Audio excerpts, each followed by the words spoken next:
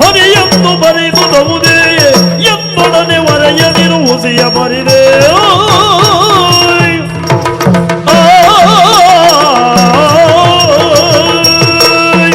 ಸುಳ್ಳನು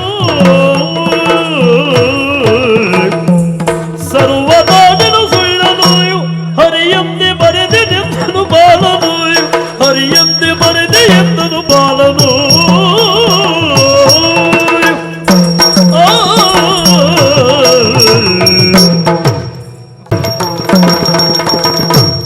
ಹಿಂದಗೆಲ್ಲಯ ಪಿತನು ಬಹು ಪರಿಯಿಂದ ಕೊಲಲೆತ್ತವನು ಕಲಿಸಲು ಹಿಂದಗೆನ್ನಯ ಪಿತನು